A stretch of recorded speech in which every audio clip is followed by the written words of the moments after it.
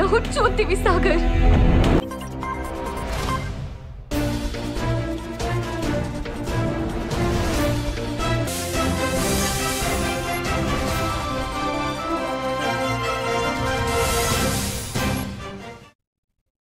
నమస్తే welcome to A1 TV Telugu news update చూద్దాం. ఏపీలో జరిగిన రోడ్డు ప్రమాదంలో మరణించిన కుటుంబాలకు పూర్తి స్థాయిలో అండగా ఉంటామని బీఆర్ఎస్ వర్కింగ్ ప్రెసిడెంట్ ప్రకటించారు. మృతుల కుటుంబ సభ్యులను ఆదుకోవడానికి పార్టీ తరపున ఒక ప్రత్యేక బృందాన్ని సౌదీకి పంపినట్లు తెలిపారు. అక్కడి ఎంబసీ అధికారులతో బృందం సమావేశమై బాధిత కుటుంబాలకు అందించాల్సిన సహాయం, అవసరమైన ఏర్పాట్లపై చర్చించినట్లు పేర్కొన్నారు. విదేశాల్లో ఇలాంటి అపశృతులు జరిగినప్పుడు ప్రభుత్వం మాత్రమే కాకుండా రాజకీయ పార్టీలు కూడా ముందుకు రావాలని ఆయన అభిప్రాయపడ్డారు. సౌదీ ప్రమాదం రాష్ట్ర ప్రజలను కలిచివేసిందని, ఆ కుటుంబాల బాధను తగ్గించే దిశగా ప్రతి సహాయం అందిస్తామని హామీ ఇచ్చారు. బీఆర్ఎస్ ఎల్లప్పుడూ ప్రజల పక్షానే ఉంటుందని, విదేశాల్లో ఇబ్బందులు ఎదుర్కొంటున్న తెలుగు వారిని రక్షించేందుకు పార్టీ మరింత కృషి చేస్తుందని తెలిపినపై పూర్తి వివరాలు సేకరిస్తున్నట్లు కూడా తెలిపారు. తెలంగాణకు సంబంధించి మన హైదరాబాద్ కి సంబంధించిన సోదరులు సోదరిమణులు, అందులో పిల్లలు కూడా ఉండడం అందరినీ కూడా శోక సముద్రంలో ముంచేసిన ఒక బాధాకరమైన పరిస్థితి. ఇవాళ ఒకటే కుటుంబంలో ఇక్కడ ముషీరాబాద్ నియోజకవర్గం అడిక్మెట్ లో ఒకటే కుటుంబంలోని 18 మంది సోదరులు, షేక్ నసీరుద్దీన్ గారి కుటుంబ సభ్యులు, అందులో దాదాపు 9 మంది చిన్నపిల్లలు అందరు కూడా మరణించడం అనేది ఎవరు కూడా తీర్చలేనంత పెద్ద దుఃఖం ఇవాళ కుటుంబానికి వచ్చింది. అందుకే వారికి కొంత ధైర్యం చెప్పడానికి వారితో పాటు తెలంగాణ సమాజం మొత్తం కూడా ఉన్నది. మేమందరం కూడా మీ బాధలో, అట్లాగే వారి కుటుంబ సభ్యులు ఎవరైతే ఇవాళ సౌదీ అరేబియా పోయారో వారికి బాసటగా నిలబడడానికి మా బృందం కూడా ఒకటి సౌదీ అరేబియా పోయింది. ఈ శుక్రవారం మా చనిపోయిన వారి కోసం వారి ఆత్మశాంతి ప్రార్థించండి అని మాత్రం అడిగారు, మమ్మల్ని ఏమీ అడగలేదు. సరే, అక్కడ కొంత సాయం చేయండి, ఎంబసీ అధికారులతో మాట్లాడండి, తొందరగా ఏమైనా ఒకవేళ తేగలిగితే మిగతా భౌతిక కాయాలు అలాంటివన్నీ చేయగలిగితే చేయండి, లేదంటే అక్కడే అంతిమ సంస్కారం చేసే అవకాశం అక్కడే ఉంటే అక్కడే జరిగే విధంగా అధికారులతో మాట్లాడండి అని చెప్పారు. తప్పకుండా మా పార్టీ తరఫున మా గౌరవ ఎంపీలను కూడా మేము కోరుతాము. ఉన్నతాధికారులు, దౌత్య అధికారులు, భారత దౌత్య అధికారులతో కూడా మాట్లాడి వారికి అక్కడ సహకరిస్తామని చెప్పి కూడా చెప్పడం జరిగింది. వారి ఆత్మలు శాంతించాలని, చనిపోయిన వారి కుటుంబ సభ్యులు ఎవరైతే దివంగత ఎవరికి రాకూడదు. ఒకటే కుటుంబంలో 18 మంది చనిపోవడం అంటే అంతకు మించిన బాధ అసలు చనిపోయిన వాళ్ళకంటే ఎక్కువ బతికిన వాళ్ళకి ఆ బాధ మిగిలిపోతుంది. అందుకే వారు మనోధైర్యంతో నిబ్బరంగా ఉండాలని చెప్పి ఆ భగవంతుని ప్రార్థిస్తూ ఈ శోక సమయంలో మొత్తం మనందరం కూడా మతాలకు అతీత కేటీఆర్ పై విచారణకు గవర్నర్ అనుమతి ఇవ్వడంపై మాజీ ఎమ్మెల్యే బాల్క సుమన్ తీవ్రంగా స్పందించారు. అన్ని వర్గాల ప్రజల సమస్యలపై పోరాడుతున్న కేటీఆర్ ను టార్గెట్ చేసేందుకే రేవంత్ రెడ్డి కక్ష సాధింపు రాజకీయాలకు తెరలేపారని ఆరోపించారు. గతంలో రేవంత్ 50 లక్షల కట్టలతో పట్టుబడిన విషయాన్ని గుర్తు చేసి బీఆర్ఎస్ ప్రభుత్వాన్ని పడగొట్టేందుకు చంద్రబాబు, రేవంత్ కలిసి చేసిన ప్రయత్నాలను ప్రస్తావించారు. తాను జైలుకు వెళ్లినందుకు కేటీఆర్ ను కూడా జైలుకు పంపాలని రేవంత్ భావిస్తున్నారని బాల్క సుమన్ వ్యాఖ్యానించారు.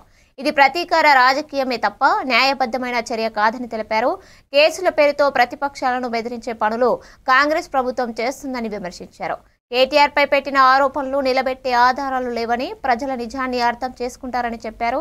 బీఆర్ఎస్ ప్రజల కోసం పోరాటం కొనసాగిస్తుందని ఆయన స్పష్టం చేశారు. అంటే పత్తి రైతులు కానీ, సోయా రైతులు కానీ డైవర్షన్ పాలిటిక్స్కు మళ్ళొకసారి తెరదీసింది. దాంట్లో భాగమే ఇవాళ మా కేటీఆర్ గారి మీద ఫార్ములా ఈ కేసు, ఇది ఒక లొట్టపీస్ కేసు అని చెప్పి గతంలోనే కేటీఆర్ గారే చెప్పారు. ఆ కేసుకు సంబంధించి గవర్నర్ గారు ప్రాసిక్యూషన్కి అనుమతి ఇచ్చారని వాళ్ళ ఉదయం నుంచి ఒక కొత్త డ్రామా మొదలుపెట్టారు. ఇది పూర్తి స్థాయిలో కక్ష సాధింపు తప్ప ఇంకోటి కాదు, డైవర్షన్ పాలిటిక్స్ తప్ప ఇంకోటి కాదు. వాళ్ళ రాష్ట్ర వ్యాప్తంగా రైతాంగం ఇబ్బందుల్లో ఉంటే, బాధలో ఉంటే, పత్తి రైతులు కానీ, సోయా రైతులు కానీ వాళ్ళని ఆదుకోవాల్సిన దాని మీద దృష్టి పెట్టాల్సిన ముఖ్యమంత్రి చిల్లర రాజకీయం చేస్తూ ఉన్నాడు, థర్డ్ క్లాస్ రాజకీయం చేస్తూ ఉన్నాడు. ఆయన కేవలం కేటీఆర్ గారిని ఎట్లన్నా చేసి జైలుకు పంపించాలి. గతంలో ఈయన జైలుకు పోయిండు. ఈయనేదో భారత స్వాతంత్ర సమరంలో పాల్గొని జైలుకు పోలే రేవంత్ రెడ్డి. ఈయనేదో తెలంగాణ ఉద్యమంలో రాష్ట్ర సాధన కోసం పోరాటం చేసి జైలుకు పోలే రేవంత్ రెడ్డి. ఎందుకు జైలుకు పోయిండు గతంలో రేవంత్ రెడ్డి అంటే 50 లక్షల నోట్ల కట్టలతో మా ఎమ్మెల్యేను కొని ఆనాడు వాళ్ళ గురువు అయినటువంటి చంద్రబాబు నాయుడుతో కలిసి ఇక్కడ ప్రభుత్వాన్ని పడగొట్టాలని కుట్ర చేసి దాంట్లో భాగంగా అడ్డంగా దొరికిపోయి ఆయన జైలుకు పోయిండు.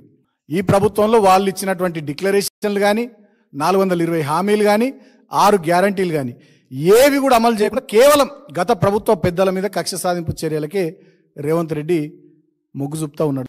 ఎట్లనే చేసి కేటీఆర్ గారిని జైల్లో పెట్టాలి, భవనం చేయాలని ఈ లొట్టపీస్ కేసు, ఫార్ములా ఈ కేసు ఒకటి పెట్టుకొని ఇవాళ దాని మీద ఇప్పుడు ఏం జరుగుతూ ఉంది? పత్తి రైతుల సమస్య ఉంది, సోయా రైతుల సమస్య ఉంది, వడ్ల కొనుగోలు ఇంతట్లా ప్రారంభించాలి, బోనస్ ఇయ్యాలి, వడ్లు కొనాలి. ఇటువంటి సమస్యల నుంచి మళ్ళొకసారి ప్రజల దృష్టిని మరల్చాలి. అదేవిధంగా ఇప్పుడు స్థానిక సంస్థల ఎన్నికలు పెట్టాలనేది మొన్ననే కేబినెట్ నిర్ణయం తీసుకుందని వార్తలు చూసినాం మేము. మళ్ళీ స్థానిక సంస్థల ఎన్నికలంటే నువ్వు బీసీ డిక్లరేషన్ కామారెడ్డిలో పెట్టిన సభలో బీసీలకు 42% ఇస్తాను రిజర్వ్. హైదరాబాద్ బేగంపేట విమానాశ్రయానికి వైఎస్ఆర్ కాంగ్రెస్ అధినేత వైఎస్ జగన్ చేరుకున్నారు. అక్కడి నుంచి నాంపల్లి సిబిఐ కోర్టుకు భారీ కాన్వాయ్తో బయలుదేరడంలో భద్రతా చర్యలు ఒక్కసారిగా కఠినతరమయ్యాయి. విమానాశ్రయం పరిసరాల్లో పోలీసులు ప్రత్యేక డిసిప్లిన్డ్ ఏర్పాట్లు చేస్తూ ట్రాఫిక్ ను వేరే మార్గాలలో మళ్లించారు. కాన్వాయ్లో పలు భద్రతా వాహనాలు, ప్రత్యేక బృందాలు ఉండడంతో మార్గమంతా పోలీసులు అప్రమత్తంగా పహారా కాశారు. జగన్ కోర్టులో వ్యక్తిగత హాజరుకు వెళ్లడం నేపథ్యంలో కోర్టు పరిసరాల్లో కూడా అతి కఠినమైన భద్రత అమల్లోకి వచ్చింది. ప్రయాణ సమయంలో ఏ అవాంతరం జరగకుండా ముందు జాగ్రత్తలు తీసుకున్నామని పోలీసులు తెలిపారు. పలు ప్రాంతాల్లో కొద్దిసేపు ట్రాఫిక్ నెమ్మదించినప్పటికీ పరిస్థితిని త్వరగా సాధారణం చేశారు. కోర్టు హాజరు అనంతరం జగన్ తిరిగి తన ప్రత్యేక షెడ్యూల్లో పాల్గొననున్నట్లు సమాచారం.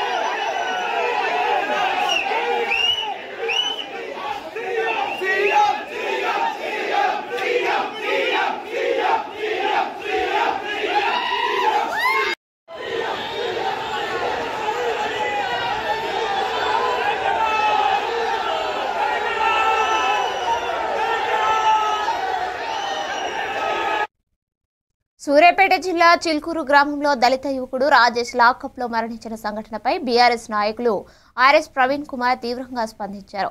పోలీసులు అన్యాయంగా కొట్టడంతో రాజేష్ మరణించాడని కుటుంబ సభ్యులు, గ్రామస్తులు ఆరోపిస్తున్నారు. గత 48 గంటలుగా న్యాయం జరిగే వరకు అంత్యక్రియలు చేయబోమని గ్రామస్తులు ఆందోళన కొనసాగిస్తున్నారు. ఇంత పెద్ద సంఘటన జరిగిన హోంమంత్రిగా రేవంత్ రెడ్డి ఎందుకు స్పందించడం లేదని ప్రవీణ్ ప్రశ్నించారు. దళితులపై జరిగే అణచివేతలను ప్రభుత్వం నిర్లక్ష్యం చేస్తుందని విమర్శించారు. పోలీసుల దౌర్జన్యాన్ని అరికట్టేందుకు కఠిన చర్యలు తీసుకోవాలని డిమాండ్ చేశారు. నిజానిజాలు వెలుగులోకి రావడానికి ఎస్ఐటీ విచారణ జరగాలని, బాధ్యులపై ఖచ్చితమైన చర్యలు తీసుకోవాలని స్పష్టం చేశారు. రాజేష్ కుటుంబానికి న్యాయం జరిగే వరకు పోరాటం కొనసాగిస్తామని బీఆర్ఎస్ నాయకులు తెలిపారు. గ్రామంలో ఉద్రిక్తత కొనసాగుతుండగా పోలీసులు అదనపు బందోబస్తు ఏర్పాటు చేశారు. మీరే ముఖ్యమంత్రి, మీరు ఎందుకు రాజీనామా చేయాలో నేను చెప్తా. ఇప్పటికి కూడా సూర్యాపేటలో కోదాడ నియోజకవర్గంలో చిల్కూరు అనే పోలీస్ స్టేషన్లో రాజేష్ అనే ఒక దళిత యువకుని సీఎంఆర్ఎఫ్ నిధులు పక్కదోవ పట్టినాయి, వాళ్లకు రావాల్సిన నిధులు వేరే వాళ్లకు పోయినాయని చెప్పి కంప్లైంట్ ఇస్తే ఆ కంప్లైంట్ ఇచ్చిననే తీసుకుపోయి ఆ రాజేష్ అనే ఒక దళిత యువకుని తీసుకుపోయి ఎస్ఐ, కానిస్టేబుల్ అందరూ కుల్ల ఒడిచి ఘోరంగా 3rd డిగ్రీ మెథడ్స్ యూజ్ చేసి అతన్ని ఇంటరాగేట్ చేస్తే అతను చచ్చిపోయాడు. 48 గంటల నుండి ఆయన శవాన్ని పెట్టుకొని అదే చిల్కూరు గూడెంలో ఆ పేద దళితులందరూ కూడా ధర్నా చేస్తున్నారు. ఇంతవరకు హోంమంత్రి నుంచి ఒక్క స్టేట్మెంట్ లేదు. మరి ఎందుకున్నావు రేవంత్ రెడ్డి గారు మీరు హోంమంత్రిగా? నాయన్ రాజేందర్ రెడ్డికి ఇది కనిపిస్తలేదా? నీ చెడ్డుపక్కలు ఉండే గ్యాంగ్ మెంబర్లకు ఇవి కనిపిస్తలేవా? నేను ఇవాళ ఛాలెంజ్ చేస్తున్నా రేవంత్ రెడ్డి. మణికొండలో ఐటీ పరిశ్రమల శాఖ మంత్రి శ్రీధర్ బాబు పలు కీలక అభివృద్ధి కార్యక్రమాలకు శంకుస్థాపన చేసి ప్రారంభోత్సవాలు నిర్వహించారు. చీఫ్ విప్ పట్నం మహేందర్ రెడ్డి, స్థానిక ఎమ్మెల్యే ప్రకాష్ గౌడ్ ముఖ్య అతిథులుగా హాజరయ్యారు. 1840 లక్షలతో నిర్మించిన నూతన పురపాలక కార్యాలయ భవనాన్ని మంత్రి ప్రారంభించారు. ప్రజలకు మెరుగైన మున్సిపల్ సేవలు అందించేందుకు ఈ భవనం ఉపయోగపడనుందని తెలిపారు. యువత కోసం 3.5 కోట్లతో అత్యాధునిక క్రికెట్ స్టేడియం గ్రౌండ్ కూడా ప్రారంభించారు. అనంతరం పందెం వాగుపై 99.50 కోట్లతో నిర్మించనున్న స్ట్రోమ్ వాటర్ డ్రైన్ను శంకుస్థాపన చేశారు. ఈ ప్రాజెక్టు పూర్తయితే వరద ముప్పు నుంచి మణికొండ పరిధిలోని లోతట్టు ప్రాంతాలు శాశ్వత రక్షణ పొందుతాయని అధికారులు వివరించారు. మణికొండను సమగ్రంగా అభివృద్ధి చేయడానికి ప్రభుత్వం కట్టుబడి ఉందని మంత్రి స్పష్టం చేశారు. ప్రజలు పెద్ద సంఖ్యలో కార్యక్రమాలకు హాజరయ్యారు.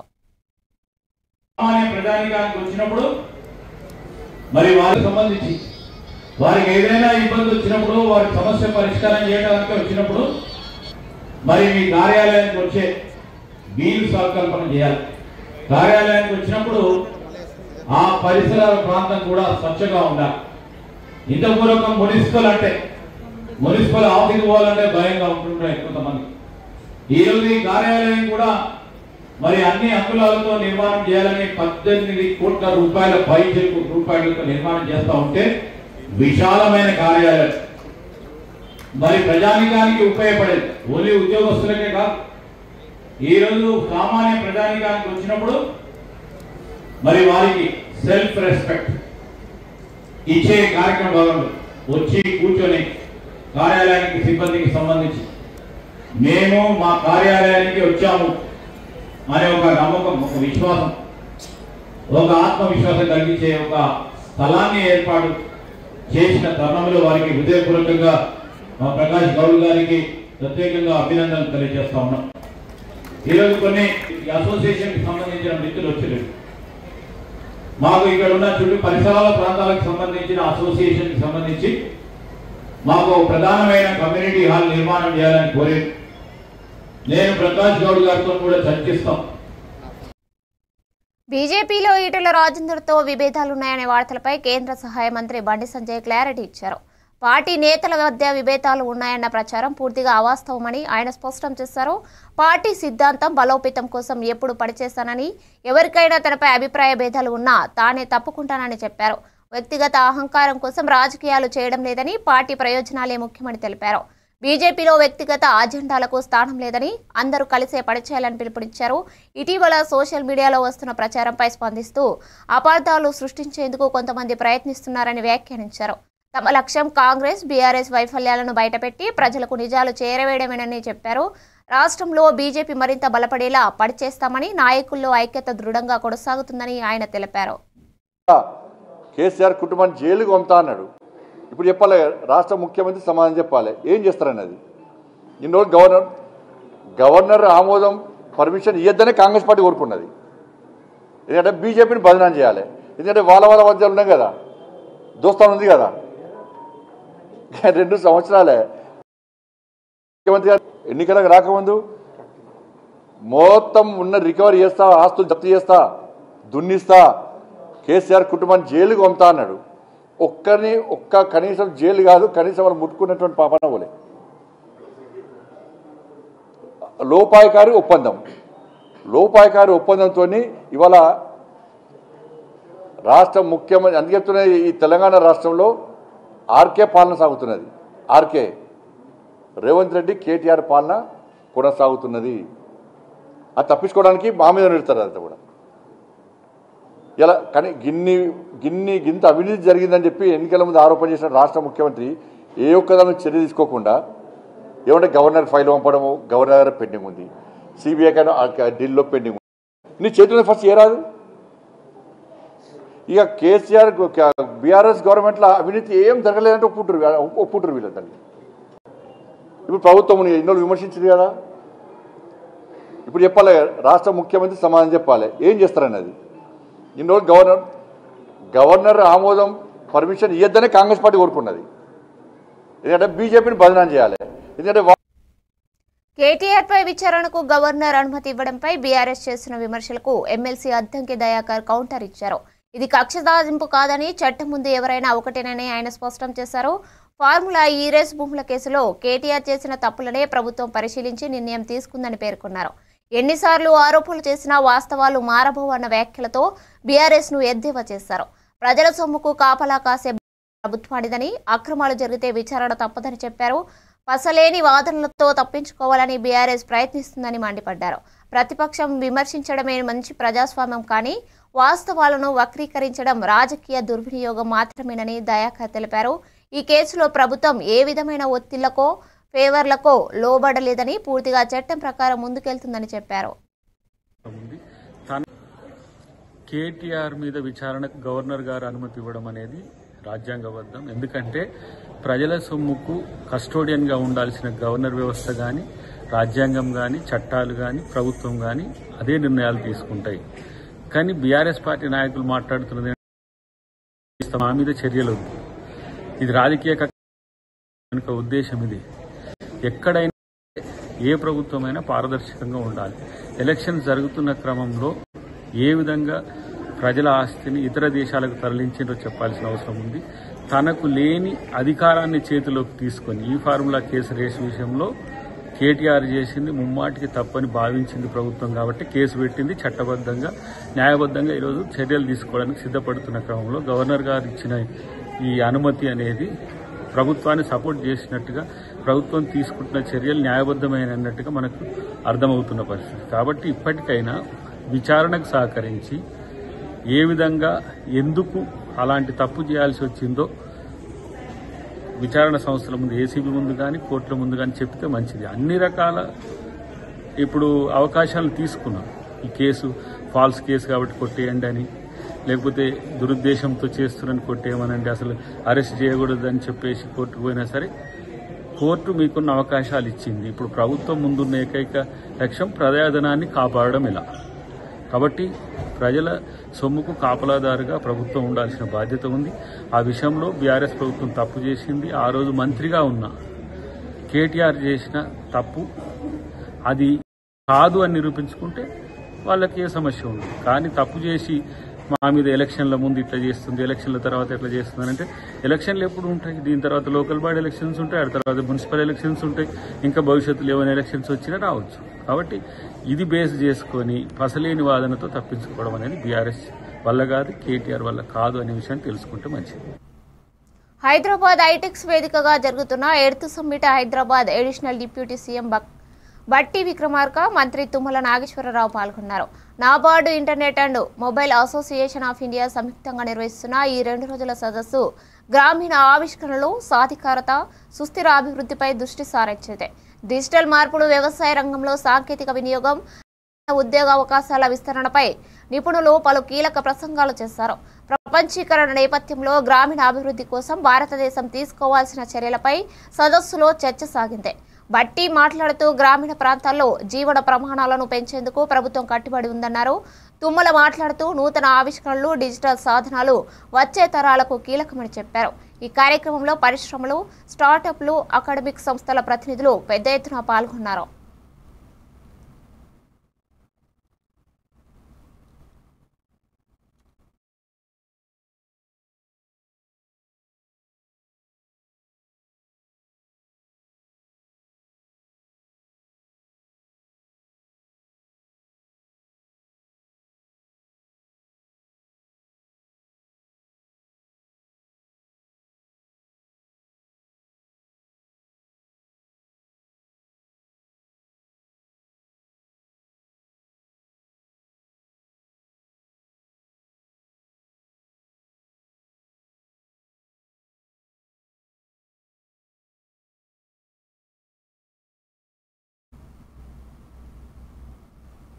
కేటీఆర్ పై విచారణకు గవర్నర్ అనుమతి ఇవ్వడంపై బీఆర్ఎస్ నాయకురాలు కవిత తీవ్రంగా స్పందించారు. ప్రతిపక్ష నేతలపై కేసులు పెట్టడమే బీజేపీ, కాంగ్రెస్ల ముఖ్య రాజకీయ వ్యూహమైందని ఆమె ఆరోపించారు.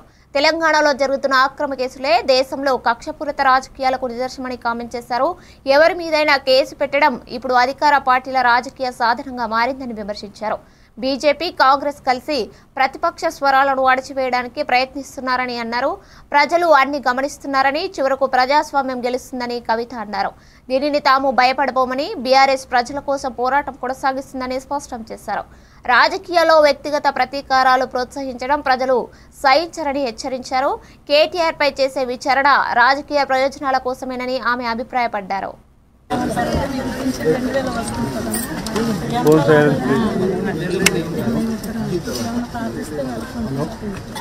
అది వికలాంగుల కింద ఏదైనా పెట్టుకుంటే పింఛన్ కొంచెం అసలు లేదండి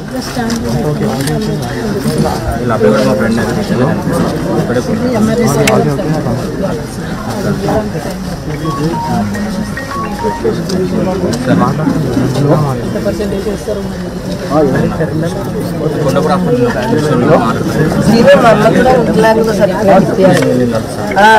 శివకు కలువు ఎందుకంటే మా అమ్మ కూడా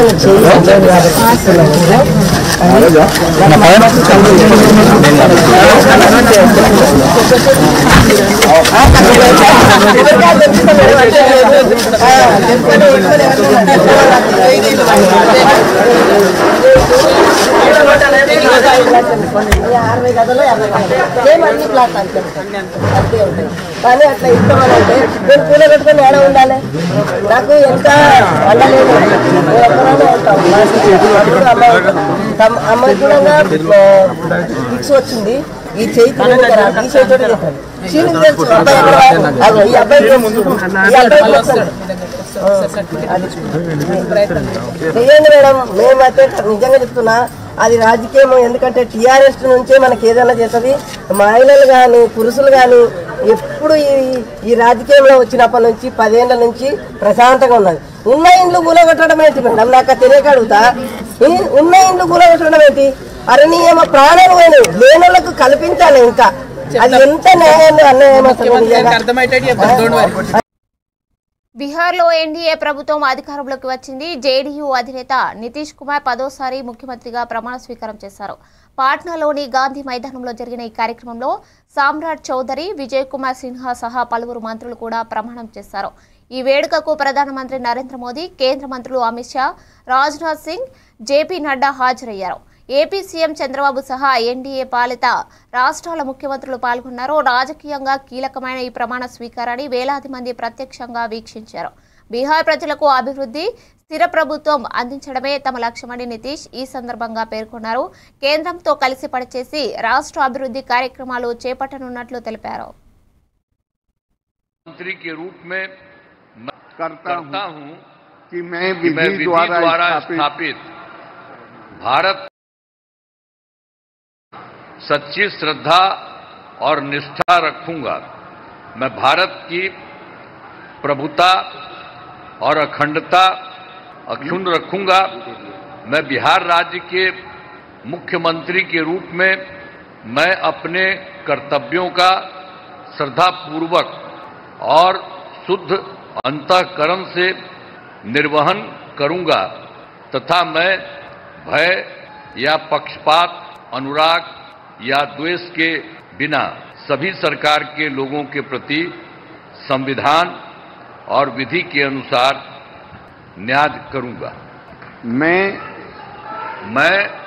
नीतीश कुमार सत्यनिष्ठा से प्रतिज्ञान करता हूं कि जो विषय बिहार राज्य के मुख्यमंत्री के रूप में मेरे विचार के लिए लाया जाएगा अथवा मुझे డీజీపీ హరీష్ కుమార్ గుప్తా రంపచోడవరంలో పర్యటన నిర్వహించడం స్థానికంగా ముఖ్యాంశంగా నిలిచింది. భద్రతా వ్యవహారాలు, నక్సల్స్ ప్రభావిత ప్రాంతాల పరిస్థితులు, పోలీసు సిబ్బంది పనితీరును స్వయంగా పరిశీలించారు. పోలీస్ స్టేషన్ను సందర్శించి అధికారులతో సమావేశమై చట్ట వ్యవస్థ, నేర నియంత్రణపై వివరాలు తీసుకున్నారు. ఇటీవల ప్రాంతంలో పెరుగుతున్న అనుమానిత కదలికలపై కూడా ఆయన సమగ్ర సమీక్ష నిర్వహించారు.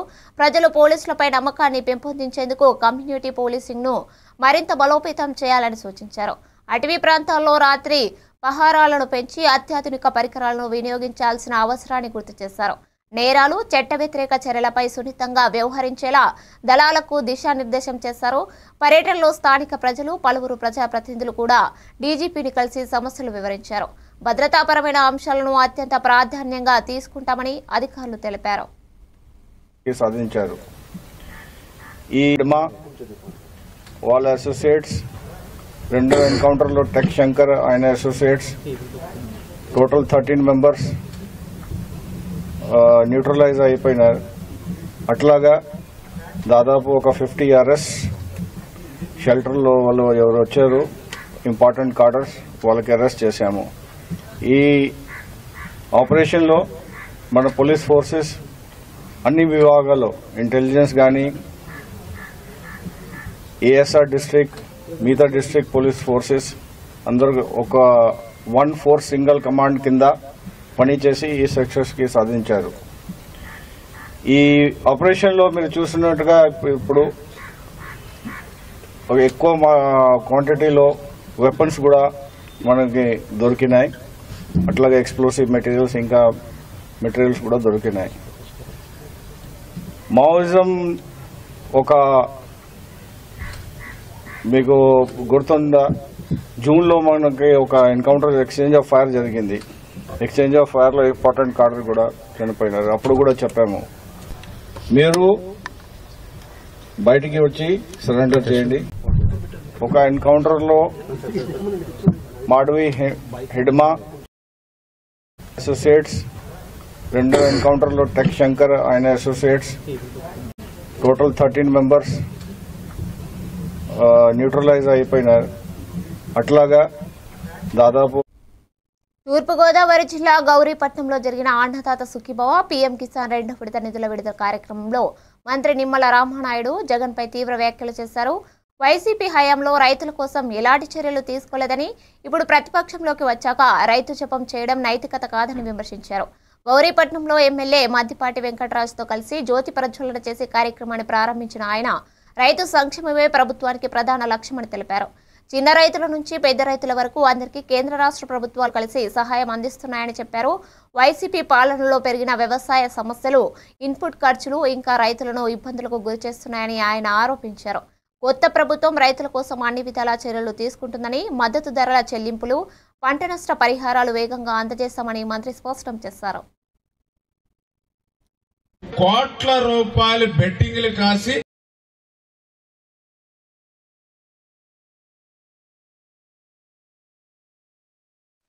ఐదు సంవత్సరాలు వ్యవసాయానికి, రైతుకి ఇంతటి అన్యాయాన్ని చేసినటువంటి జగన్మోహన్ రెడ్డి ఈరోజు అధికారం పోగానే ఇవాళ రైతు పట్ల మొసలి కన్నీరు కారిచ్చి రోడ్డు మీదకి వస్తూ ఉంటే మరి దాన్ని తీవ్రంగా మనం కూడా ఖండించవలసినటువంటి పరిస్థితి కూడా ఉంది.